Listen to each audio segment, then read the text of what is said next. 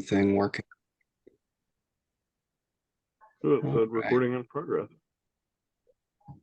There it is. Perfect. All right.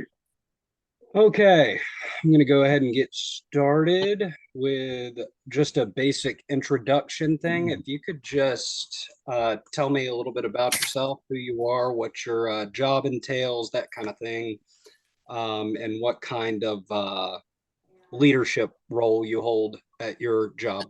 Okay. All right. Well, I guess I'll start then. My name is Neil. I am a department head at a steel fabrication shop. I I'm basically in charge of 5 people right now. So it doesn't sound like that much. I've had as many at other jobs as 60, and I will take this any day. Um, Basically, my job is just to make sure that things move through our department and that everything's done correctly and quickly, efficiently as possible. And through chain of command, any problems that my guys have, I take care of those, and then I take them above instead of them going to my supervisors or what have you. Dope. All right, sticking with the steel theme, my name's Chris, and I've worked for Nucor Steel for about 27 years in various positions from accounting supervisor. Most of my time has been in the role of controller at, I guess, 6 different facilities. The role of controller at Nucor generally has obviously accounting, HR, purchasing, legal, as well as credit and collections. So wide variety. As far as people reporting under me, it's been anywhere from 15 to 60. Most of my career was around 60 when I was controller at the sheet mill in Crawfordsville. All right, my name is Daryl, and I am the senior pastor at New Hope Christian Church, and I've been there for about 8.5 years. I've been in ministry for a lot longer than that, but I pretty much get to do a little bit of everything in terms of whether we're talking about, managing, having at least a part in managing budgets and finances and overseeing staff and, planning plus, overseeing people and shepherding and those kind of just a wide variety of things. That's one thing I think I've always loved about doing ministry is I get to do just about everything. And sometimes that's exhausting, but right now I've got about 12 people on our staff. And I've always, since I've been in ministry as a senior pastor, it's probably been anywhere from having 2 or 3 people under me up to what we have now, about 12 people working under me. So that's kind of where I'm at. All right, all right. I didn't have any goofy, silly little icebreaker questions. I was just going to let everyone introduce themselves, then hop right into the questions. Keep it brief. I did originally have a partner, so this could have been a lot longer with 6 or more people, but hopefully we can get this knocked out pretty quick. I appreciate everybody for helping me out here. Okay, so just to reiterate, I will be taking the recording and putting it on YouTube for my professor to look at and also my classmates to look at and give comments on stuff like that, just so everyone's aware. But I'm going to jump right into it. So to explain a little bit of what I meant by this level 1 through 4 communication, it's pretty self-explanatory, but from our text, we kind of whittle down conflict to our ability to communicate. So there are different levels to it where level 1 is complete lack of any communication skill, and that leads to the most conflicts. And level 2, you're just passing back and forth information. You're basically just computers sending ones and zeros, and that's it. Nothing beyond that. Level 3 is typically the kind of stuff you see in like HR positions, but you could see when you're managing conflicts, doing mediation, or if you have to write somebody up. And with that, it's more than just facts being passed back and forth. It's more about understanding what the person's feeling explaining how you're feeling, opening up a little bit too. Um, but level 4 takes that even further to a therapeutic place, which doesn't really typically happen in a workplace. The only time I could see that taking place is in a position like a senior pastor, where that might be more of a counseling thing sometimes with people, but those aren't necessarily people you manage. Anyway, off the little tangent, I'll get right into number 1, which is level 1 communication. From our text, it says that it does not utilize any skills in managing conflict. So my first questions were, has there been a time in your work, or if not in your work, maybe your daily life, that someone else has refused to listen to another, refused to listen to you, or heck, you refused to listen to someone else? And when have those times developed into worse or continuous conflicts? If you got any examples of those.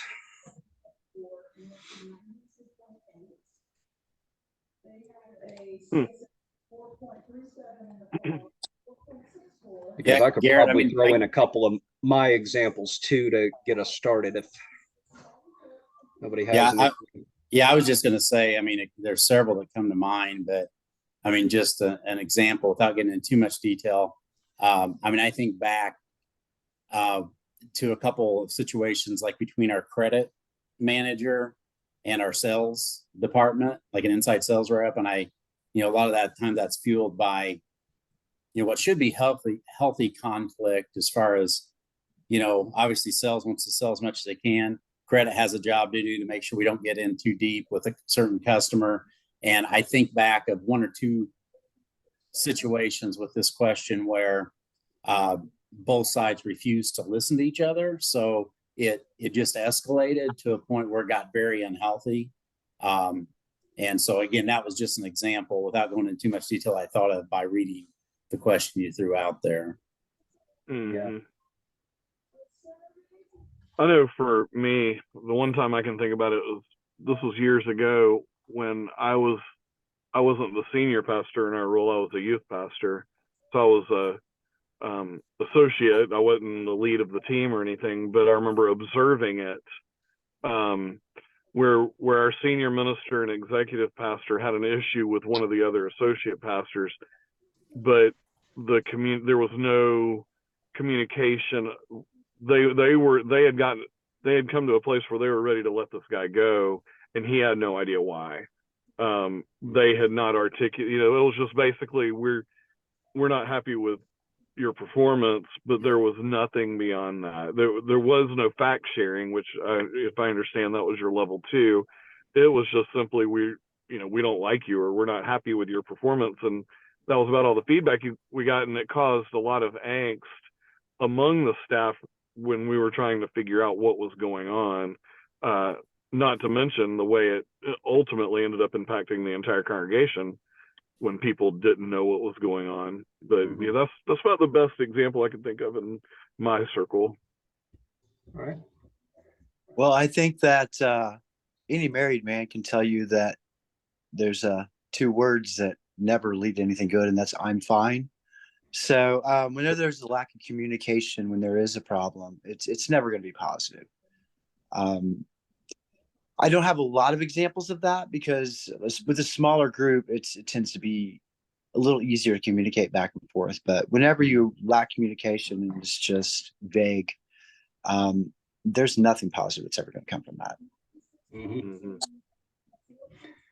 Well, I can kind of lead that into the level 2, which is just, relaying those facts back and forth. I'll just paraphrase what I had here. Just to kind of lead you towards maybe an example you might have. And just by the way, if everyone doesn't have an answer for it, that's fine. I can just move on. So for this one, the important thing that, really caught my eye with this level was feedback. And so that's really important with level 2. And, communication, obviously, it's not between you and yourself, it's between someone else that has to give you feedback on anything you say. So when conflict arises, you can have 2 different forms of feedback, which is behavioral and verbal. Now, I've seen some of that being a lead in areas where someone that I know I can rely on, I don't have to say a second word to them. I can say, hey, I need this done. I know it's going to get done, you know? And so that would be more behavioral, where you don't really even need them to repeat the question back to you or repeat, that whole thing, which would be verbal. And my question here was, which one do you prefer? Which one like means more to you? Is it that person that can just get it done and you don't have to say the second thing, or do you need to hear that kind of feedback from them verbally to feel like they really, get the message? Yeah, I think Garrett, and reading your question, which you stated very similar and clearly there, like what comes to mind me is it really depends, and it depends on the relationship and how. And it's, I guess I should say it's important to have a relationship with the team to know which of those prefer, because it's going to be dependent on that person and their personality. Like you can't always go by bot, because first thing comes to mind, how can you tell if someone didn't get it or isn't on board? It can be body language, but the same type of body language doesn't mean the same, for Bill that it does for Bob. In fact, it could be just the opposite. So I think it really depends on how well you know the person, and it's kind of situational, which one I prefer, and you got to kind of read that, and you can't do that unless you have that relationship with your team, each individual on the team. Yeah, not just subordinates either, but like Absolutely. everybody around you. It can be important to understand that, because I know sometimes if I tell someone something, there's like a 50-50 chance they might have gotten it, or something like that. I may want to like repeat it and go over the little details without making them feel dumb or anything like that, just because they give me that whole okay kind of thing. Right. And it depends on what it is. Like if it's a complicated task or fairly complicated, first time, say an accountant's doing something, it's a brand new accounting, policy we have out there.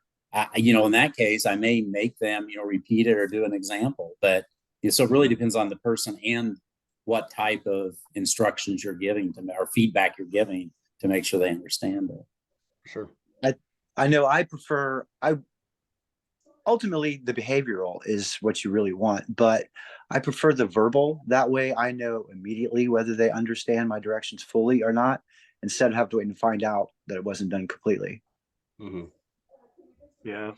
I think for me, another word I was thinking of was the word trust, because I found myself in some situations where I trust a person to know, and some of it has to do with, like Chris said, how complicated the communication is. But I trust that what I have said, I know that's in their wheelhouse, or I know that they've demonstrated the ability to do this before.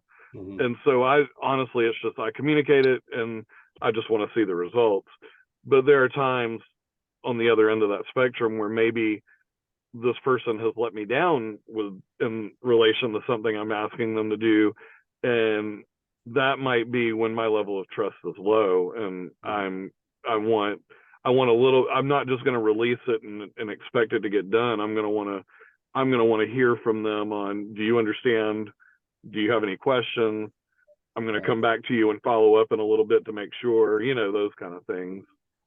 Yeah, and all of that, that whole trust thing is an interesting topic, because understanding people, being able to trust them, is a big part of this. Having a better relationship with your, I guess you want to call them teammates, wherever you work. But if you don't have that higher level of communication, then you're never going to reach that point where you can trust them. And I discovered for myself that when I need someone to help me out with something, I really do just get stuck at that level 2 9 times out of 10. And so I've been learning things about myself going through stuff like this, where I'm like, okay, maybe, if I actually take the time to talk about something not work related, we could have more faith in each other, and I could trust this person where I don't have to explain things 20 times. I think you make a good point too, that if previously you have a good level 3 or 4 level of communication with a person, then level 2 does, sometimes it can be just simply level 2 communication, and it's okay because you already have a rapport with that person based on previous interactions. Mhm. So I'm going to make the third one brief since we kind of went over it with that one. Um, I gave just a little hypothetical. You're taken up with a project and you've been busy with it all day. Um, oh, wait, I started at the wrong spot. An employee approaches you with a problem in the workplace. You're taken up, you're busy. Employee is upset with something. It's more than just a minor complaint. What would be your steps? Like personally, what would be your steps to de-escalate a situation like that where someone's visibly upset? More so than just, reassuring them with empty promises and things like that, but really like empathizing. Yeah, I mean, I mean that certainly has happened. I wouldn't say a lot, but it does happen, and I think the the key, for me, has to try to be to seek to understand, like, the question is, how see how urgent it really is, and I mean, you never want to especially a teammate, you don't want to just blow them off. At the same time, you can't fix everything right away, so I try to assess that, and hopefully once I learn more about it, it may be something that someone else on my team can help them, quite frankly, better or quicker than I can. But just try to make that, decision, and not feel like, early in my career I felt like had to have all the answers right away. Mm-hmm. And to try to make sure there are certain circumstances that are urgent and you have to address right then. 95% of them are probably things that, yeah, they're very important, but they may not be quite as urgent as the other party thinks. So I think that assessment, which takes a little bit of discernment, and you don't get it 100% right, but you have to have that judgment to know, you can't mm-hmm. drop everything every time someone, one of 800 teammates come to you with a problem. Right. You've got to have some way, and hopefully you have a team around you that can help with that as well. So I don't know if that answers your question, but that's kind of what comes to mind. Yeah, I know in my setting, because we're a smaller setting than what Chris deals with, and a little bit more personal, I guess, in the way we interact with each other, relationally and all that. It's not, I would say more often than not, it's me sensing something is off as opposed to them telling me something is off. And when that happens, and I do this on a fairly regular basis with my staff, is if I sense something is off, generally I can wait until a moment, maybe when I'm not in the middle of something, but if I'm ready if I need to take a break, or if it's just a gap in my schedule, I'll go sit down in their office with them and shut the door and just say, hey, are you okay? What's going on? And give them a chance, whether it's to vent or to make me aware of something I'm not aware of. Because I've found most of the time, they don't necessarily need me to take corrective action. They just need me to hear them. And that solves so many issues. Mm-hmm. And, that's where I find my most productive dealing with that kind of thing. That's where I'm most productive. I think how important something is relevant. It's always gonna be more important to them than it is to you, most likely. So mm-hmm. I think it's really important to sincerely show that you care, but also about, like you said, evaluate the situation to see if needs immediate attention or not, and then give them the time to actually hear them out fully instead of brushing them off. But it's important to them. So if they're important for your team, so you need to make that important for you as well. Mm-hmm. And that's a very difficult thing at times, but it's something we need to do. Mm-hmm. Definitely. Yeah, that thing about just empathizing with them is a big part that a lot of people struggle with, especially myself. But what I'm going to do for these next two is that I can kind of combine these. So since a workplace typically isn't a place that you will run into like level 4 stuff where you really have to have like a therapeutic kind of thing, the closest thing that I could come up with is mediating a conflict between two other people specifically. And I just had a couple, basic general questions about that. How do you if you have ever had to do that, where you mediate a conflict between two people, how do you seek out compromise with them? And what would be the best place to mediate this or flesh out issues?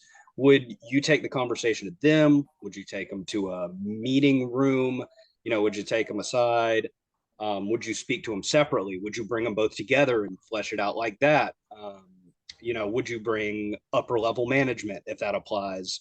Little things like that. How would you approach mediating a conflict between two people? I can say I'm all of the above. I mean, I'm probably the most relevant that I run into, and unfortunately, it's fairly common for me, is in a marriage counseling situation. And I've had multiple situations where I've dealt with couples in crisis. I've done it, and you mentioned all those situations. I've done it where I've had them in my home. That was a fun night. We, feeding them dinner and then getting them, trying to get them to communicate with each other, and realizing there were two brick walls I was trying to get to communicate with each other. That was fun. But like, there are times, in my office, there are times that I've been taking them to a classroom down the hallway, more of a neutral setting, I guess. I've had it before where, and Chris can speak to this, where I've sat down with someone and had a couple of my elders with me because I didn't feel like it was something I should be alone in, So I guess it really is an all of the above and a circumstantial thing, because like, you guys, somebody mentioned earlier, ministry is definitely, I do get into the therapy side of things on that level 4. And every situation calls for its own handling in terms of, my role is to make it clear I'm not taking sides. I am not here to tell one of you you're right and the other is wrong. I am simply here to try to get you to start communicating with each other and to see that there might, where the path is to reconciliation. And, and I know in Chris and Neil's situations, it's probably somewhat different, but there are probably some of those things that overlap. But to me, it's about getting to a path towards reconciliation. Yeah, I agree, Darryl. There are a lot of similarities, and I think, from the corporate world, at least the company I work for, there is a lot of, I think, what you would call the level 4, as far as getting involved in a lot of those discussions, almost like a counselor session, because we have a very, we strive to have a very open door policy, a culture of, inclusion, into where the titles really don't matter. We have different levels of responsibilities because of the positions we have, but it's really, we want to be able to talk. We can talk to the CEO the same way that we can, with the person who answering the phone. And I've always felt like that, fortunate in my company to do that. So, I agree. Like, it depends on the situation, as far as even, again, reading the question, I was thinking of situations where it was two individuals that worked directly for me. And, one time it was like two high performers that simply had different personalities. One was very quiet. One was more outgoing. The more quiet one felt like the more outgoing one felt like the quiet one was arrogant because of the way, he reacted to things. So, I mean, it's kind of like you need to be kind of like a psychiatrist or a psychologist, I should say. And, the one difference, I think, and certainly, your dad and I are fortunate. Well, at least I'm fortunate enough to work with him, at the church as well. One difference, I guess in some ways it's different, but, for our organization, I think for a company, when you have those conflicts, especially, and it can be two different departments, sales, finance, production, maintenance, the main thing is, I think you have to have a vision or a mission statement to where, and sometimes just point everyone back along that line. You don't need to be best friends. We like for people to have relationships, but at the end of the day, our mission, and for example, is to take care of the customers. And what we need to do, if it's not doing that, helping them then we need to change behavior. So it's not personal that way. So I think like a guiding light, like a mission statement or a vision, is very important sometimes to point in the right direction. But I agree with everything Darryl said about, it really depends. is it better to do, you know, in a go call them to a meeting with just two of them or individual? It really depends, and they're different stages. Sometimes it's all the above. One of the things that to be cautious of too in the corporate world, we all think that we know what our culture is, and then when you're put in a new environment, like I was a few years ago, and I was dealing with a complaint, and what was a legitimate complaint, and the teammate said, "I'm tired of being called to the boardroom." I had no idea what he was talking about, but that was the language that some in that supervisors say, "Hey, you need to come up to the boardroom." And every time they heard boardroom, it was a negative connotation. So we got rid of that in a hurry. But it's something that I didn't realize, because of the culture of the place I had come from wasn't like that. So really, the culture, not the perceived culture, but what it actually is, can help dictate how you navigate some of those situations. Yeah. Good stuff.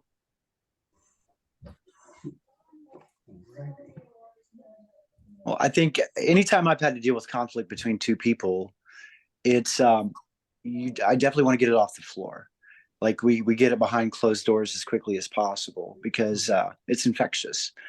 And plus, I like to separate them out, let them cool down a little bit, because there's two sides to every story. Let each one speak their part. And I don't like to do that by myself either. That way I'm not drawn into, you're taking his side, you're taking their side. It's more than just me that's in that. Luckily, I haven't, with this smaller company, I haven't had to deal with that too much. And it's usually quickly diffused. I did work for a larger company when I had like 60 people under me. And then I had an HR department that took care of everything. If there's any conflicts whatsoever, you just send them there and they sorted it out. But that was a luxury. I didn't realize how much of a luxury that was at the time, but I do now. All right. Yeah, I'm glad y'all have three different points of view with this kind of stuff, especially, like Chris said, with the culture. It's so different. I hadn't even thought of that with that question, but that's such a big part of it, and, like Neil said, with the infection of, just bad attitude, whether it's good or bad, it can spread. And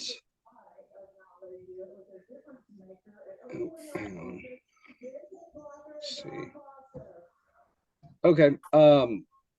I can think of a couple examples of some, good example people that have been able to manage conflicts, and I had a lot of respect for them because of the way they did it.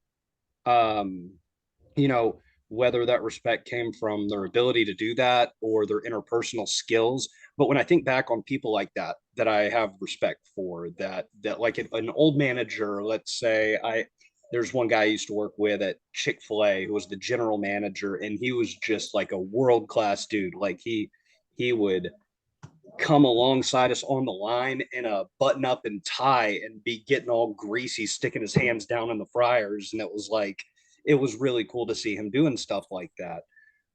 So I have a lot of respect for people who get alongside their team, whether they're, superior to them or not.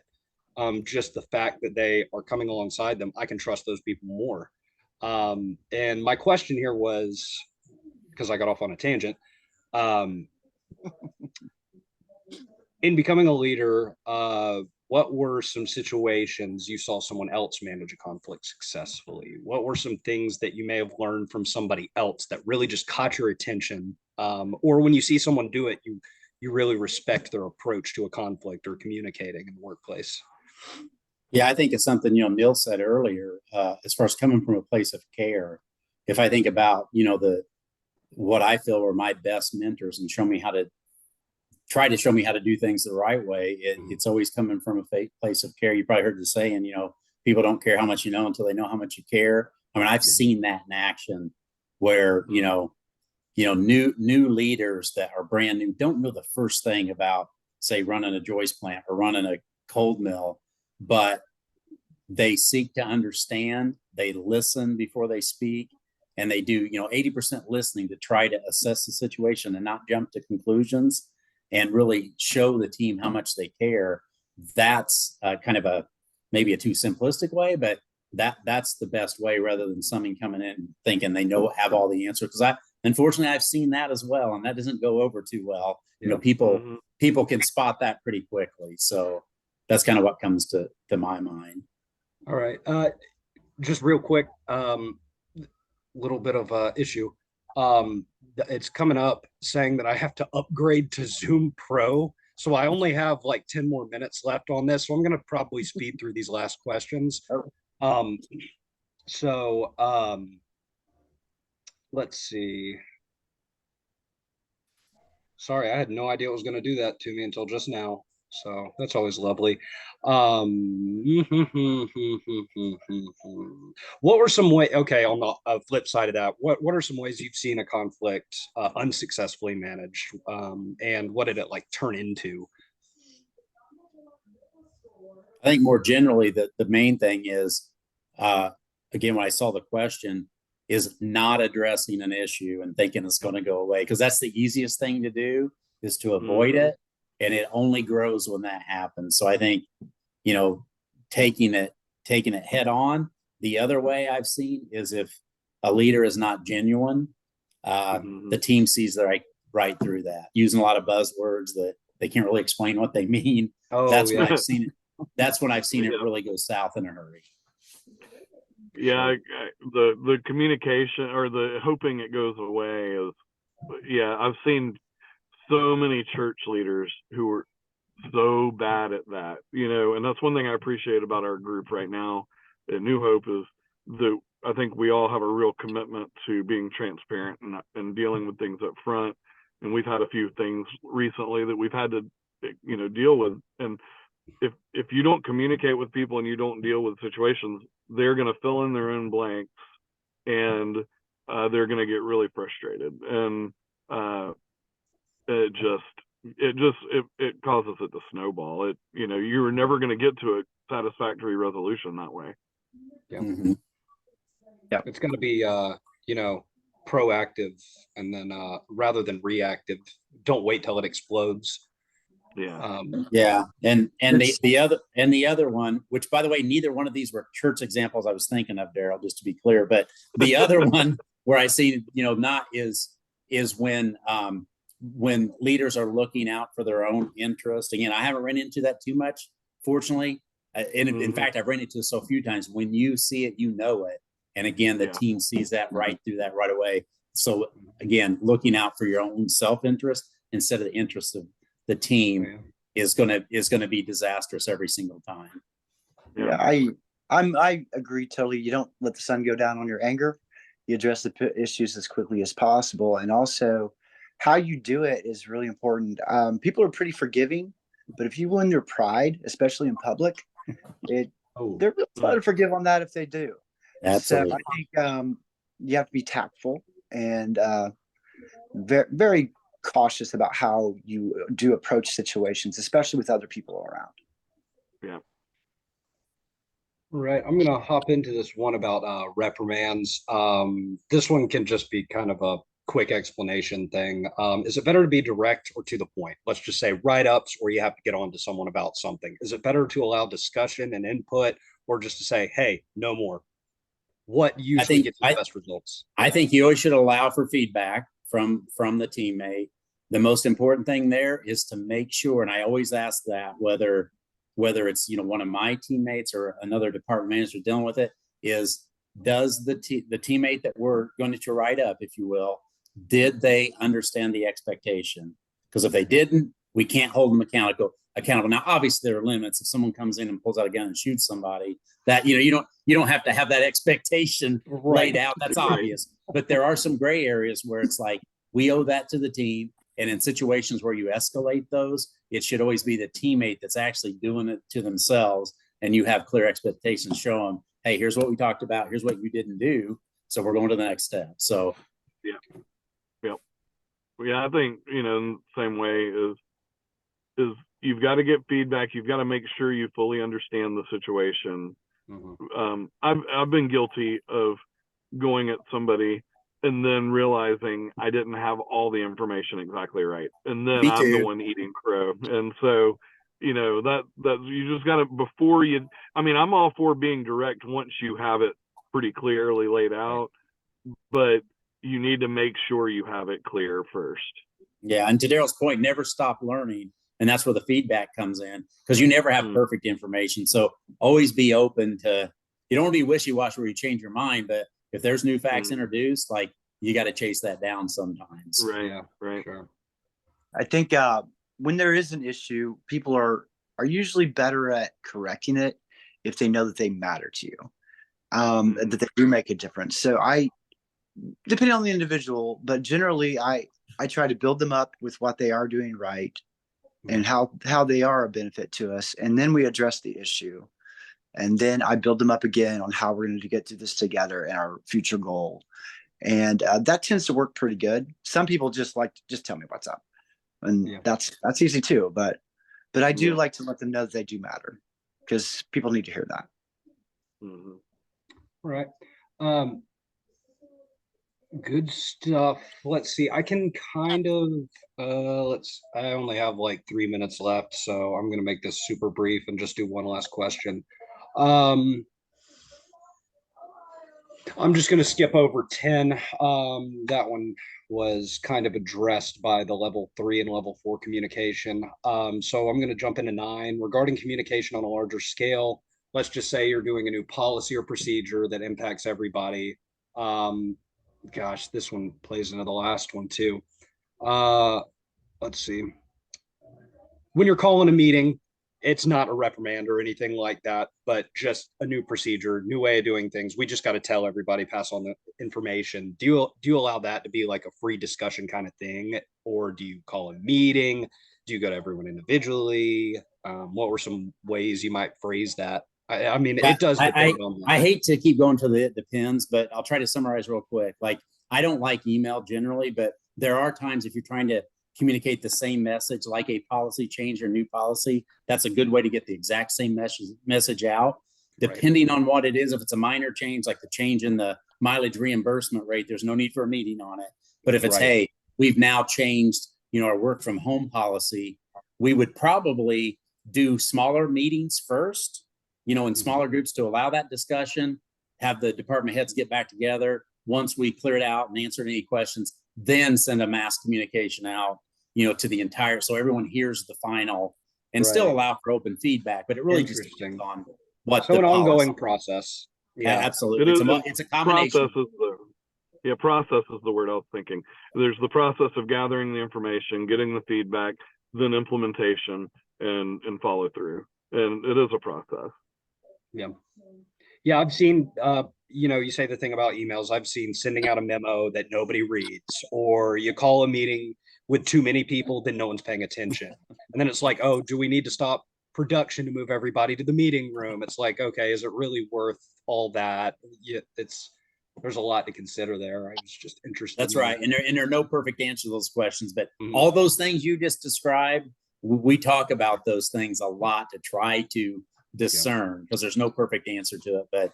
But those are all considerations we make every time we're getting ready to consider to change something. So I guess this is can be whittled down to a conclusive it depends on most questions. But I am interested in all of the answers y'all have given. That helps a lot. And we are down to less than 1 minute, so I'm going to go ahead and cut us off. But I appreciate everyone. I'll be sending a follow-up with just, oh gosh, what was it? I'll be sending up a follow-up email. I do appreciate everybody jumping in here and doing this so late. And I'll let y'all enjoy your evening. All right. All right. Thanks. Appreciate it. Have a good evening. All right. Bye-bye. Bye.